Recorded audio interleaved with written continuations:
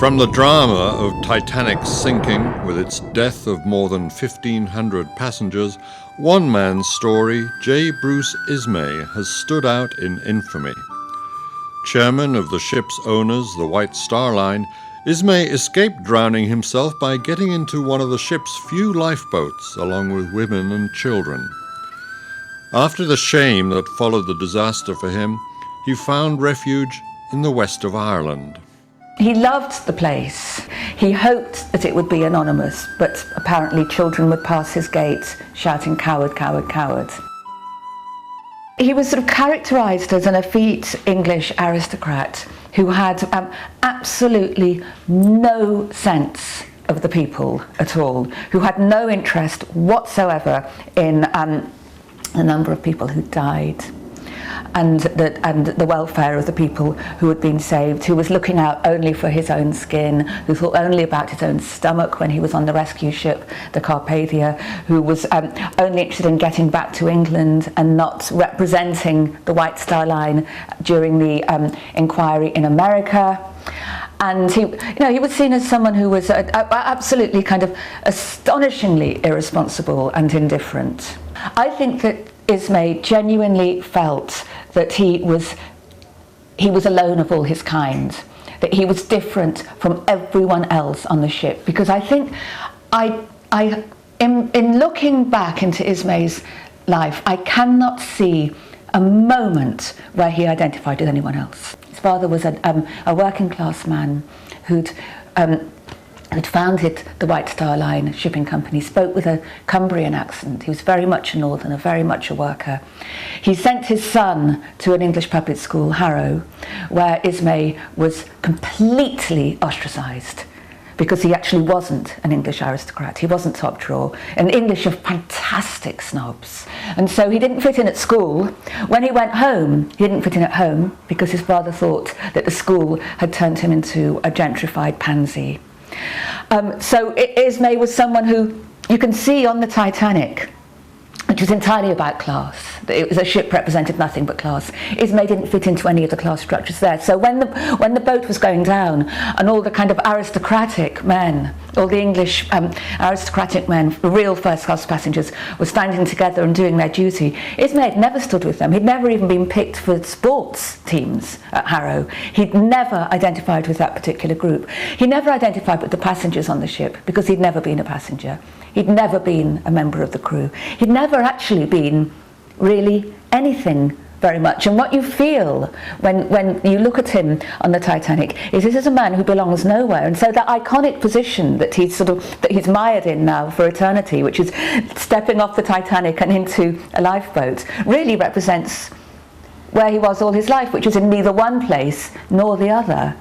What I wonder more and more now is whether Ismay was ordered to leave the Titanic. And I'm beginning to feel that that probably was the case. He said at the end of his life, he admitted to he confessed to his sister-in-law, to whom he was very close, that he had actually been ordered off the Titanic. Who would have ordered him? Well, this is something that a couple of passengers swore under oath that they saw Ismay ordered off the Titanic by Chief Officer Wilde, who was the senior officer in charge of the person in the next rank beneath the captain. It seems as if it was a fairly likely thing to do, that the chief officer would say, "Oh, here's the owner of the ship, sir. You must get into the lifeboat." What's interesting is that this, for Ismay, was an unrepeatable secret.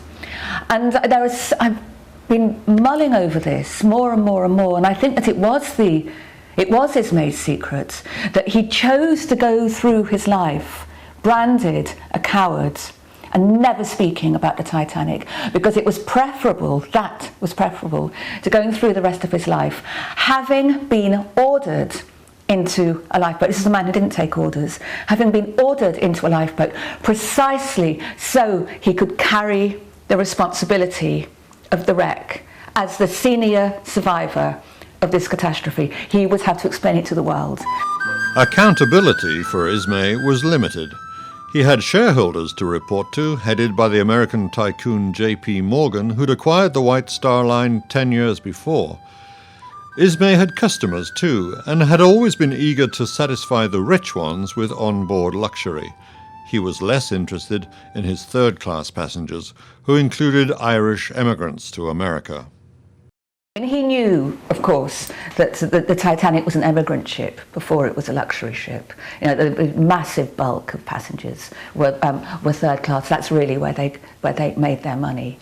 But they were out of sight, completely out of sound. All the recreational activities went on different decks. It was a completely kind of apartheid community, and there's no suggestion in his reports back to the White Star Line after his trips on these maiden voyages that he was interested in the welfare of the third class passengers at all. It was entirely kind of buttering up to the first class.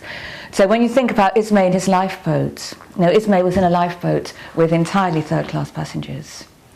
And they wouldn't have known who he was, and he would have had absolutely no idea about them.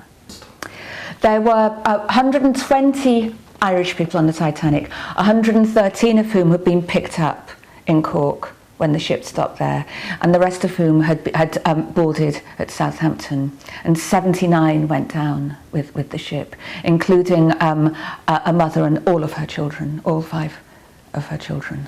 And so it's pretty dramatic. The statistic is pretty dramatic. If you compare the figures with the Lebanese, for example, Ismay was in a lifeboat with almost entirely Lebanese women and children. I think there were 79 Lebanese passengers on the Titanic. If I remember rightly, it was more or less about 65 of them survived. And so there were huge distinctions, entirely based on who was able to get to the boat deck first. Sounds like the bad luck of the Irish. I guess. Yeah, exactly, yeah. Irish people had built the Titanic in the northern city of Belfast.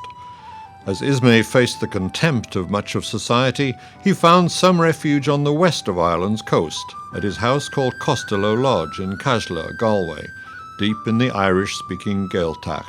A strange time to go to Ireland as well, in the Troubles. And he moved in 1913. His house was burnt down by the IRA at one point, and he rebuilt it stone by stone. It's interesting, his choice of Ireland is so interesting, I think, as a place to retreat. He loved the place. He loved its being so rural. He loved its being an Irish-speaking region because he was a non-verbal person anyway. He hoped that it would be anonymous, but apparently children would pass his gate shouting, "Coward, coward, coward."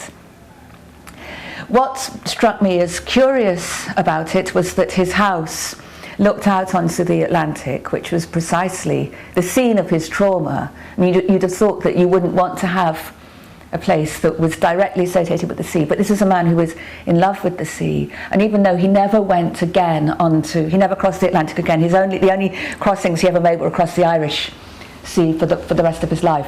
He needed to look out on this graveyard.